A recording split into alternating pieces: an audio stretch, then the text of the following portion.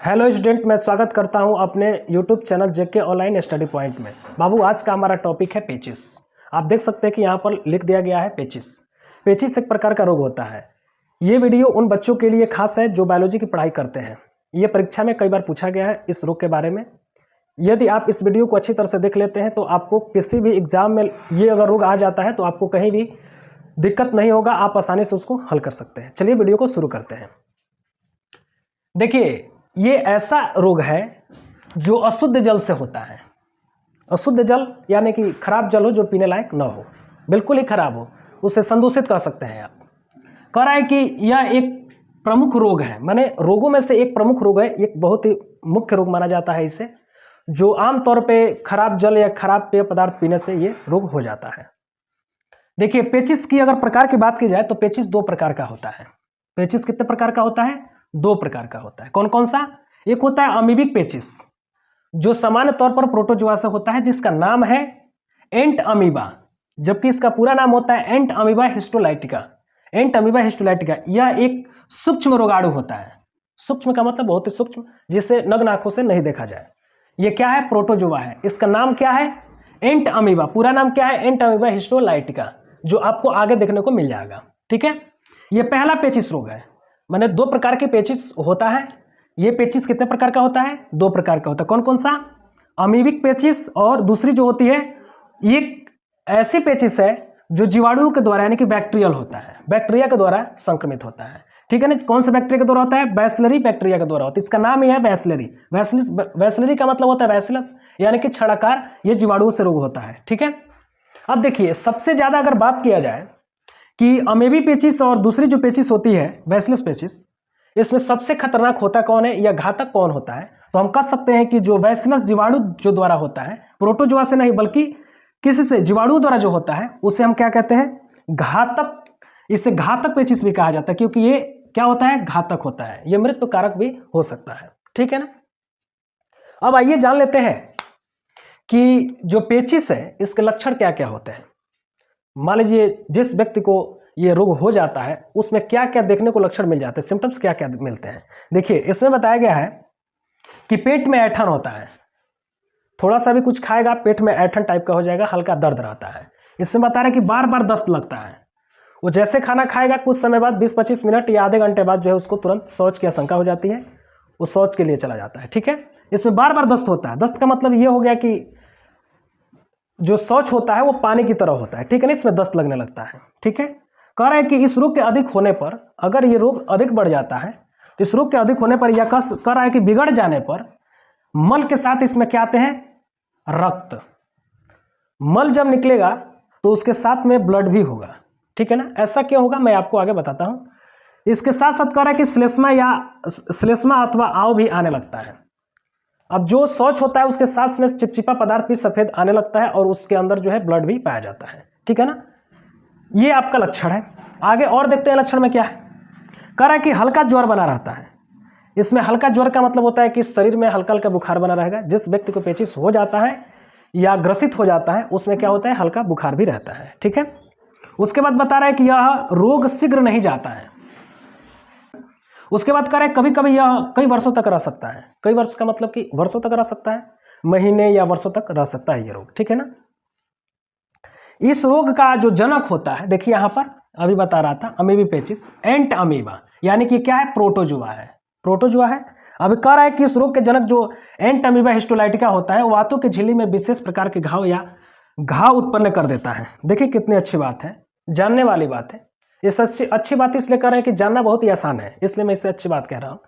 कह रहा है कि जो एंट अमीबा हिस्टोलाइटिका होता है, अमीबिया पेचिस का जो कारक होता है, ठीक है ना, जो रोग उत्पन्न करता है, वो क्या करता है कि जो मानव का जो आंत होता है, ठीक है ना, उसके अंदर जो है उसके झिल्ली को खा करके खत्म करने लगता है। धीरे धीरे उसको खाने लगता है और उसके झिल्ली के न होने के कारण उस झिल्ली में क्या होता है? घाव होने लगता है। ठीक है ना?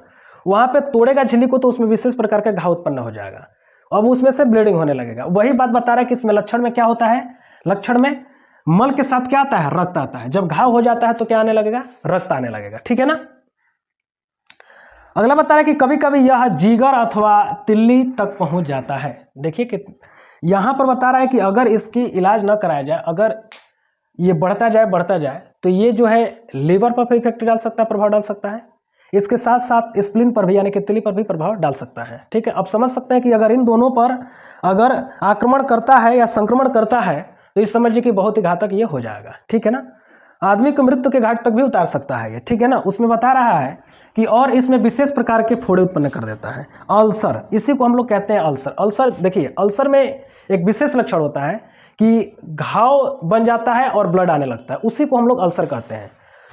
मल के साथ ब्लडिंग होने लगता है, उससे हम अल्सर कहते हैं। और यहाँ पर देखिए, यहाँ पर साफ साफ बताया गया है कि अधिक हो जाने पर मल के साथ क्या होता है, रक्त आने लगता है। ठीक है ना, ये इसके विशेष सब लक्षण है। ठीक, अब कह रहा है कि इस रोग की अवधि कितनी होती है।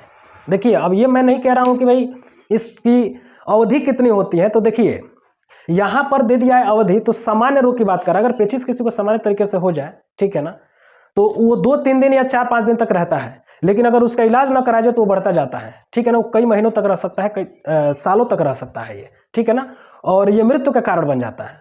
तो आपको हमने बताया कि पेचिश क्या होता है, किससे होता है, और इसका लक्षण बता दिए। चलिए इसके कारण के बारे में हम जान लेते हैं कि इसका कारण क्या होता है। तो चलिए बाबू, इस रोग का कारण समझ लेते हैं। सबसे पहले जानिए कि ये किसके द्वारा होता है, ये भी एक कारण ही है।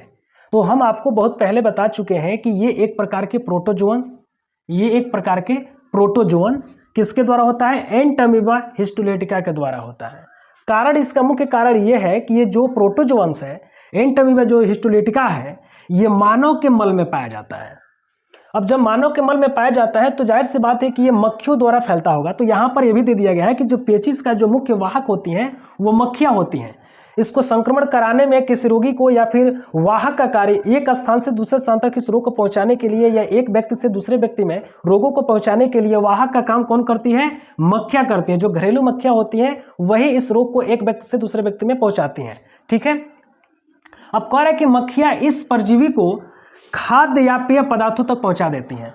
यानी कि इसके परजीवी जो होते हैं, एंटमीबा हिस्टोलेटिका जो होता है इस रोग का परजीवी, ठीक है ना, इसको कौन पहुंचाता है, तो मक्खियां पहुंचाती हैं। किसके माध्यम से पहुंचाती हैं, पेय पदार्थ या भोजन के माध्यम से एक व्यक्ति से दूसरे व्यक्ति में इस रोग को पहुंचा देती हैं। ठीक है ना, चलिए अब जब पहुंचा देती हैं तो क्या हो जाता है, व्यक्ति किस रोग से ग्रसित हो जाता है, पेचिश से ग्रसित हो जाता है। अब रही बात कि भाई इसका इलाज क्या है, इसका रोकथाम क्या है, तो यहाँ पर आपको दे दिया गया है इसके उपचार व रोकथाम। चलिए इसको भी जान लेते हैं। कह रहा है कि पेचिश हो जाने पर योग्य चिकित्सक से तुरंत उपचार कराना चाहिए। अगर आपको ऐसा लग रहा है कि हमको पेचिश हो गया है या आशंका है तो आप तुरंत नज़दीकी जो है डॉक्टर से मिलें और अपनी आपतित को बताएं, अपने रोगों के लक्षण के बारे में बताएं और तुरंत उपचार कराएं। ठीक है, पहला ये हो गया।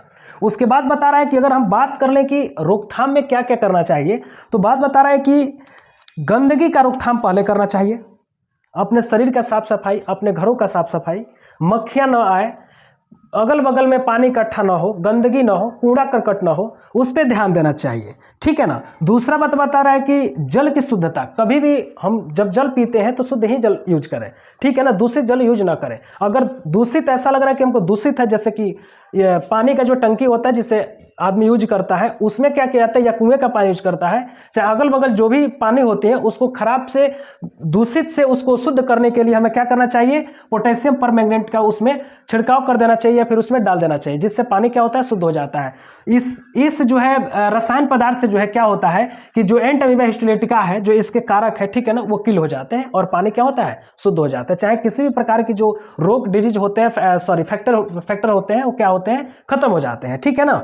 उसके बाद बता रहा है कि रोगी का पृथक्करण, इसमें रोगी का पृथक्करण यानी कि जिस व्यक्ति को ये रोग हो जाता है वो क्या किया जाता है कि उसको थोड़ा घर से अलग कर दिया जाता है, कुछ समय के लिए उसको अलग रूम में शिफ्ट कर दिया जाता है। ठीक है ना, क्वारंटाइन उसको कह लीजिए, उसको साइड में रख दिया जाता है। उसको कहा जाता है कि तुम यहीं रहो, तुम्हारा खाना पहुंचा दिया जाएगा। ठीक है ना, ये बर्ताव है उसका जूठा नहीं खाना चाहिए, उसका कपड़ा वगैरह नहीं पहनना चाहिए, जो भी हो। ठीक है ना, अपने तरफ से बर्ताव करना चाहिए।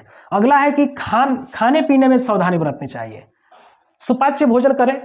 और खाने पीने में सावधानी बरतने का मतलब है कि जो भोजन हम यूज करते हैं, सब्जी यूज करते हैं, फिर या कोई भी खाद्य पदार्थ या पेय पदार्थ यूज करते हैं, ठीक है ना, ढका हुआ ही खाएं, खराब ना खाएं। खराब होने पर या अगर किसी बर्तन से नहीं ढका गया हो उस भोजन की यूज न करें। ठीक है ना, इसमें सावधानी बरतना चाहिए खाने पीने में। उसके बाद बता रहा है कि इसमें औषधि क्या क्या यूज किया जा सकता है। अगर ये रोग हो जाता है तो डॉक्टर साहब कौन सी दवा का इस्तेमाल करते हैं या फिर हम कर सकते हैं डॉक्टर के परामर्श से, तो यहाँ पर दे दिया गया कि मेट्रोजिल, ट्राइडेजॉल और यहाँ पर डिपेंडॉल और ह्यूमेटिन, ये इत्यादि औषधियाँ किस रोग में ली जाती हैं? पेचिस में ली जाती हैं। ठीक है ना, ये आप कह सकते हैं एमीबेसिस में ली जाती है। तो बाबू मैं उम्मीद करता हूं कि ये वीडियो आपको अच्छी तरह से समझ में आ गया होगा। यदि वीडियो अच्छी तरह से समझ में आ गया है या इस तरह की वीडियो आप पाना चाहते हैं तो आप हमारे चैनल को सब्सक्राइब करें ताकि आने वाला हर वीडियो आपको आसानी से मिल जाएगा, और दोस्तों के पास शेयर भी करें। धन्यवाद।